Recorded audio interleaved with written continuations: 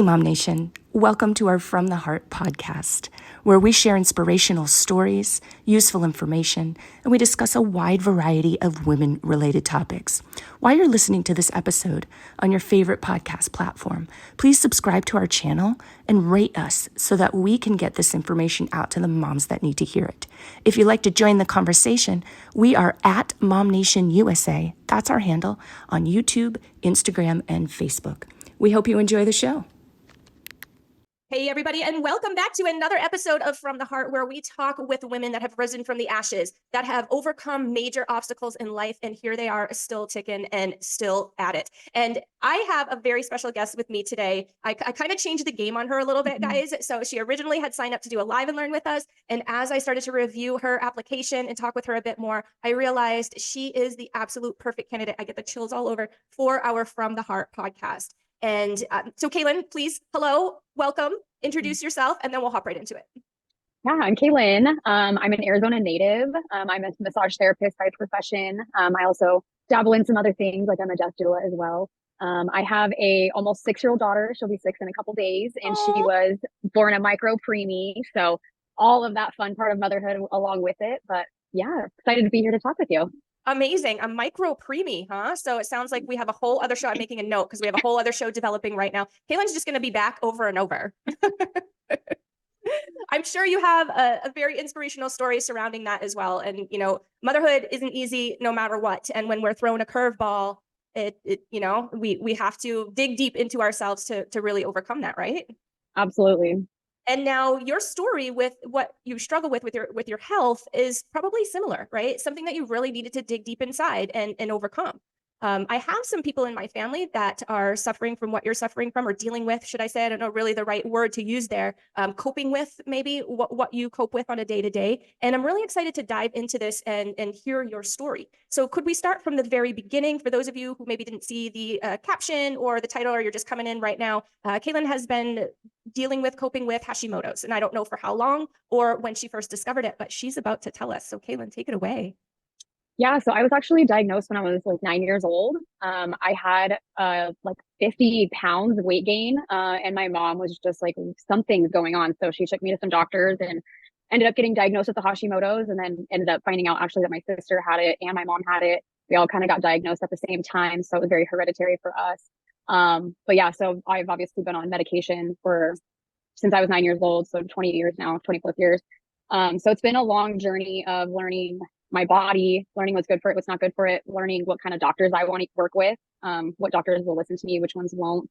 And just really learning to listen to my body, because I'm the one that has to live in it, and figuring out how to express all those things to people to help them understand, you know, what I'm going through or dealing with. Yeah. I love that you brought up doctors that will not listen to you.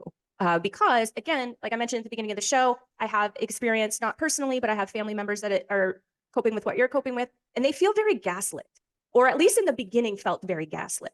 Can you first explain to us what Hashimoto's is? Yeah, so Hashimoto's is technically an autoimmune condition where essentially your thyroid isn't putting out enough of the correct hormones because your body is actually attacking itself. So it's not like you can just take the medication and everything's like groovy. It's, you know, it's this constant battle of, if I eat the wrong thing or use the wrong product on my skin, something like that, it could cause a flare up or kind of trigger, whether that's like metabolism issues, fatigue, body aches, pains, all those different things. So yeah, it's there's a lot of options out there for like treatment, and I honestly try not to like identify with the Hashimoto's, just because I did for so long. Yeah. But like with the doctors, like even I remember being in my later teens, once I wasn't able to see like a pediatric doctor for this anymore. I was always heavier because of, you know, my metabolism was so slowed down.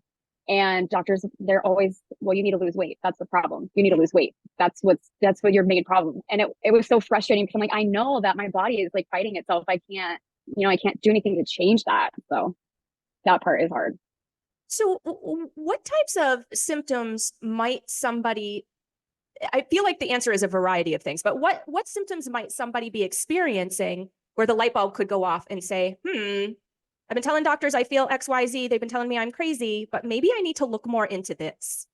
Yeah, I would say like the biggest ones for me, like when I'm starting to really notice my body is unhappy, is like the chronic fatigue. Like the afternoons are just like you're ready to go to bed by 2 o'clock kind of thing. Um, Feeling the slow metabolism, like feeling really heavy in your gut usually. Temperature sensitivities. So I also have issues with regulating my temperature. Recently, I'm pretty sure I have Raynaud's syndrome, but like every once in a while, if I'm not keeping my limbs warm enough, some of my fingertips will turn completely white. And so that's once you have one autoimmune condition and you, especially after a pregnancy, it tends to kind of evolve and you gain new symptoms or new conditions, and lovely part of being a woman. Yeah, that's so interesting that I actually deal with some of the things that you're talking about. So I'm thinking to myself, maybe, because there are a lot of unanswered questions. And like you had mentioned, there will be something that I'll put on my skin and it'll completely freak out for what I feel like is no reason. Or I'll be using, say, lip balm. So I had a lip balm for a long time that I was using, and then all of a sudden, my body just totally freaked out on me. So you got me thinking a little bit about maybe diving into a little bit more of those symptoms on my end, because I do cope with some things as well. So Mm-hmm. on a daily basis, how do you feel? Like you get up out of bed, what's normal? You had mentioned, fatigue does come into play in the afternoon. Is that daily, or kind of run me through maybe a regular day or week? Yeah, I would say I don't experience the symptoms as severe anymore because I have gotten my doctor to help tailor my medications accordingly. Um, and then all of the self-care things that I do. But, and then also being sober, that has been the biggest change in my entire life with the Hashimoto's, because when you're ingesting alcohol, it's literally adding so much inflammation to your body. So when your body's already trying to work through things, adding that extra inflammation on top just like throws it out the window. But um, yeah, I would say like I do experience like little fatigue periods throughout the day where I've had to learn to like say no to things and actually like have to have that 20-minute sit down and just like rest my body because I can feel that it needs it. And if I try to like push past that point, then I'm regretting it later. Mhm. But yeah, and then also foods. My most recent naturopath doctor had me go gluten free, and that's been really helpful, even though it is very challenging Can be. lifestyle to live. Yeah. But yeah, so definitely like making those little changes makes the day to day much more bearable and enjoyable. That quality of life situation gets a lot better. For sure. Gluten-free household over here. And honestly, I felt a difference, even though, so my son and my husband are allergic to gluten. So it gives them, Oh tummy gosh. trouble and that whole thing. So I figured, why make anything, separate for me? That doesn't make sense. I'll just eat gluten-free. And wouldn't you know it, eating gluten-free, actually, I have felt better as well. So That's that's an awesome. interesting point. Let me take you back to alcohol. Let's sit on that for just a second, because I'm starting to see sort of a change out there where, society is very, very heavy in, you need alcohol to celebrate, and you need alcohol when you're sad, and you need it for this and that, and you can't have a party without it. And like every other commercial is a beer commercial or a wine commercial or something. And there's these memes out there that talk about moms that, with the big, huge bottles of wine, you know what I'm talking about. Like it's Oh yeah. just, it just seems so embedded in our society as a norm. And I'm starting to see, because mostly I talk to moms, so maybe dads do it too. I don't know. I don't know. I'm in mom world. And so I'm starting to see more and more moms head toward sober curious, head toward very minimal drinking. Maybe I drink, once a month or once on my birthday or whatever it is. And then I'm seeing some put the bottle down entirely. So before you had made that transition and moved to the sober side of things, what kinds of things were you experiencing with your condition when you were drinking? And if you care to share how much you were drinking, that's great. If not, and you want to remain private with that, that's fine too. But I'm just curious, like, was there a correlation between, hey, I went out with friends and maybe got a little, did a little too much last night, and now here are my circumstances come morning or come later that night?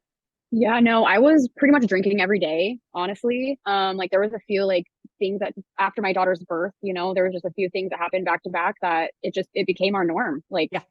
going out every day and drinking or drinking at home, and Yeah. COVID didn't really help. it's so crazy that I mean me specifically in my household, we normalized it so much, because now looking back I'm like, oh my gosh, like what the heck what were we thinking? Yeah. But yeah, I think the biggest thing for me with that was my sleep. I would have really interrupted sleep where I would wake up for hours at a time and not be able to go back to sleep. And I think my understanding of that is probably the way my body was processing alcohol, and it kind of like turns to sugar. And so then like, all the things in my body were like, okay, we're going to be awake. And so my sleep was just like hugely impacted. And so that creates a whole nother snowball of problems, when you're not sleeping. So it was just like all of my problems were exacerbated.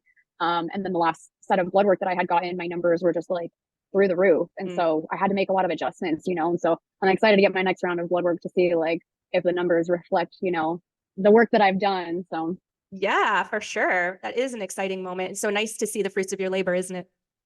Yep. So let's talk a little bit more about daily routine, weekly routine, and how you cope. Is there a moment where, I know the show isn't about alcohol, but are there moments when you're like, well, shoot, I just would love to grab a beer right now, or I'd love to grab a wine Absolutely. Right now. Absolutely. And I've normalized for myself to vocalize it. That way I'm not internalizing it and feeling shame about it, but that's my way of letting people around me know that I'm stressed out. Like that's my new way of saying I'm stressed. It's like, I want to drink right now and I don't drink. So something's happening in my environment that needs to change. Yeah. So, but yeah, you were talking, what was the question about routine? Yeah. So like, obviously, and I'm sure this has been a work in progress, right? Because we learn and we grow and we find new and better things. But what is your daily routine like, knowing what you cope with? I understand that you have the medication, which is great. And it sounds like that's very helpful for you. But to keep yourself on track and not get off track so that you aren't doing the things that bring that inflammation and bring that pain to your body. Mm-hmm. And honestly, I don't know how silly it sounds, but like my plants, like I have to like, thank you. I like have to literally like take that time out of however many days a week to like tend to them. And so it's kind of interesting. I tend to like incorporate my own self-care into that as well. Like I might throw on a castor oil pack while I water my plants, and just remembering that time that I'm caring for my plants is also me like calming my nervous system and, maybe doing some soil therapy and things like that. So what's that? Just there's research out there that, if you're actually like putting your hands in the soil, that your body is releasing certain chemicals that are super beneficial.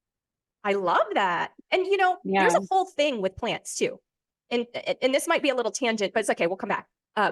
In terms of self-care, so I have a real good friend who is a certified counselor, and she and we talk all the time about, mental health and things like that. And she's really into plants. In fact, she has 70 house plants. And I'm like, girl, you're going to be at 100 pretty soon. She mentioned she's, in one of she's one of my co-hosts on one of my podcast shows. And so she mentioned, a form of self-care is caring for something else also.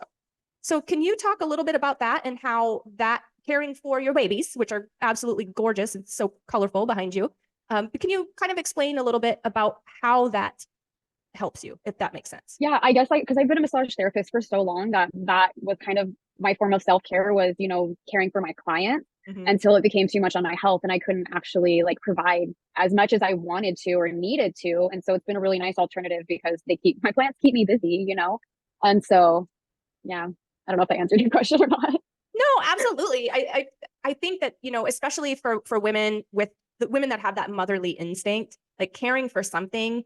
For instance, I just got a little puppy. He's 5 months old now, and he's literally like glued to my side constantly, unless I'm at work when I can't have him there, and he's sad the whole entire time. But caring for him, even though I am a mom and I've got a 10-year-old, so I have that too, but caring for him in a really, what's the word that I'm looking for? Like, making sure he's fed. I don't need to necessarily make sure my 10-year-old, like he can feed himself. You know what I mean? Like he can take care of those basic things, but finding myself caring for my puppy with those basic things, I don't know. It just kind of pulls me out of the rat race of life and makes me more present. Yep. And that's a big deal, right? In terms of self-care and grounding and all that sort of thing. Do you have any other comments on that or any tangent you'd like to go on? I'm in the same boat. I just got a dog about a month ago and I've been like searching for the right one for like a year. So I feel the same. I totally get what you're saying. It's like it brings this new life into you. And especially for me, having gotten a hysterectomy when my daughter was 8 months old, I don't have that ability to even dream of having kids anymore. So the plants are very helpful for me. Yeah. Finding something to care for, I think, is a really big deal for us. And again, this is a tangent, but as we move into empty nest syndrome too, like I feel empty nest syndrome. Why did I call it syndrome? As we move into empty nest portion of our life, I feel like that's an important piece because, you're in that routine of being a caring mom. And so I love that. Yeah, speaking of routine, I know we talked a little bit about lymphatic stuff, and that's like one of the biggest things for routine. And the lymphatic system is really important for our immune system, which all like plays a role in what we're talking about. Can you explain that? I love that you brought that up. Can you explain what the lymphatic Yeah. system is So and what like, kind of things you do? yeah. So like how you mentioned that sometimes topical products when you put on and then your body kind of freaks out or, has a situation, our bodies absorb everything that goes on our skin. So every lotion you're using, every oil you're using, the sunscreens, all the things they're being absorbed by our body and going into our lymphatic system. So our lymphatic system is very superficial, just barely under the skin. So the work that I do is very, very light work. But yeah, so like the main thing is your lymphatic system actually drains back into your blood supply through your subclavian veins here.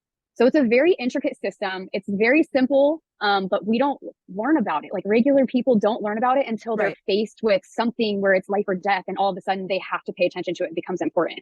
So that's why I like to educate people on it so much, is because if you can start taking care of it before, something bad happens, your health is just going to be way more in check. Yeah, that makes a lot of sense. And this is something that you do professionally, right? Mm-hmm. Can you tell me a little bit about that? First of all, how did you fall into that? Was it because of what you're coping with that you fell into that? No, I just through work, as a massage therapist, we have to continue taking classes every couple of years and like learning new things. So it was just one of the next classes that I had taken. And at first it was so bizarre because I was like a deep sports therapist. And so this very gentle work, like I didn't know how to do it. It was very, very challenging for me, which is why I think I liked it so much. But the kind of people I was seeing were people with cancer, people going through extreme health conditions, Lyme disease, parasite cleanse, like all these very strange, interesting conditions. And then people that have had surgery, whether it's cosmetic or, functional, it was helping them with their healing process. And the way it was affecting people was different than anything I had experienced in my career. And it was just like, I knew this was like my calling. So that's I'm out awesome. here doing it. That's awesome. And lo and behold, what you're learning is helpful to you and your personal situation as well. Yeah, absolutely. Do you find now I know there's struggles. Okay. I get it, because I'm a mom and a business owner too. But with respect to the Hashimoto's, do you find that there are any additional struggles as a mom and as a business owner that you either have had to overcome or that you're constantly overcoming? Yeah. I've kind of been a people pleaser my whole life. And then especially as a massage therapist, we're kind of conditioned to like tend to our clients' needs, very promptly and being professional and all of these things.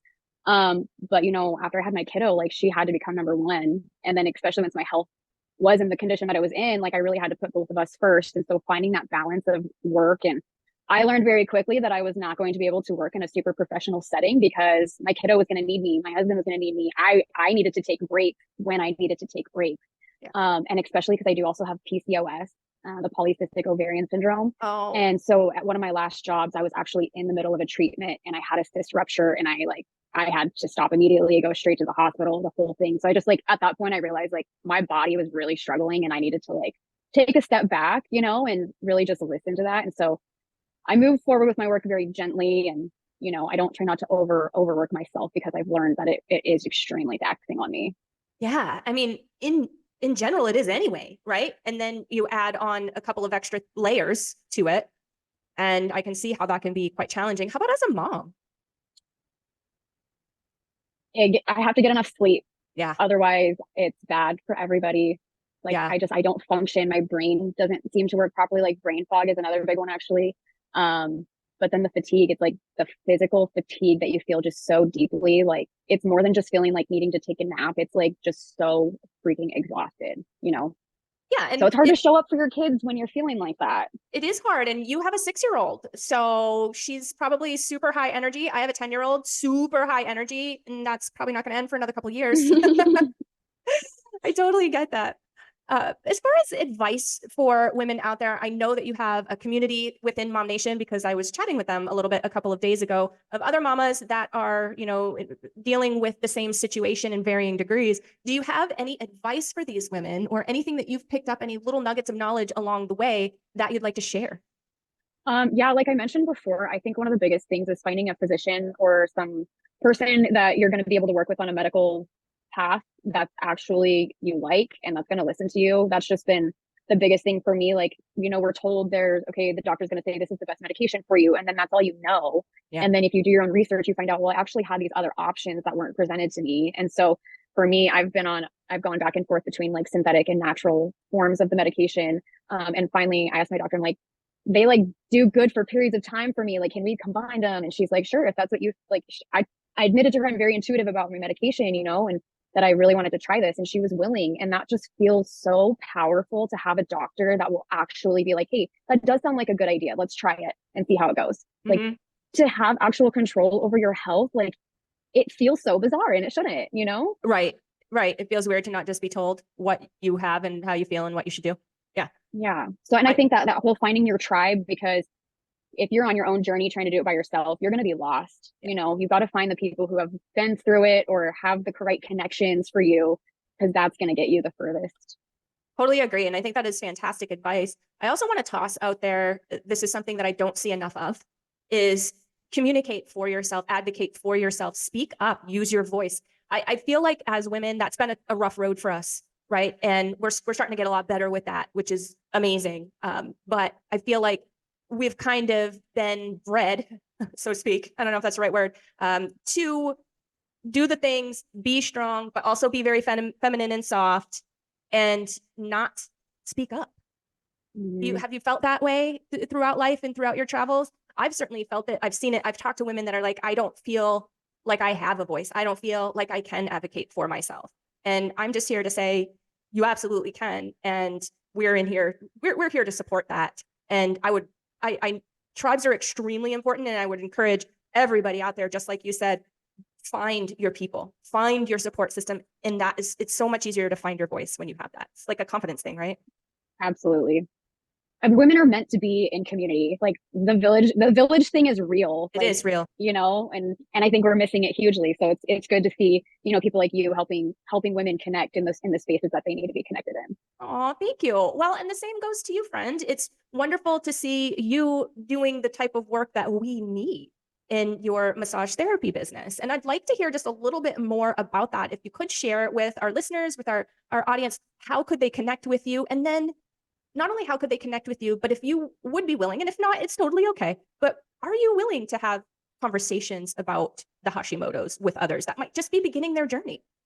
Oh, absolutely. Absolutely. And I always tell people too, I'm willing to give like the lymphatic information pretty much for free, virtually even. Like, I just feel like it's so important for people who are dealing with these situations, because it's something that they can actually do to help themselves, like physically. Like, it's like, sometimes homework is hard, but this one, like, you actually feel the results from it. And so I always offer that to people. But yeah, I'm usually just connectable on like Facebook and Instagram. I don't have like a big website or anything. I keep everything pretty low key. I book everything on like a case by case basis, so people can reach out to me however they feel comfortable. But yeah, so on mobile massage, I work a lot with, like I said, the women who have had surgery. I work on a lot of moms that have had the mommy makeovers, tummy tucks, all that good stuff.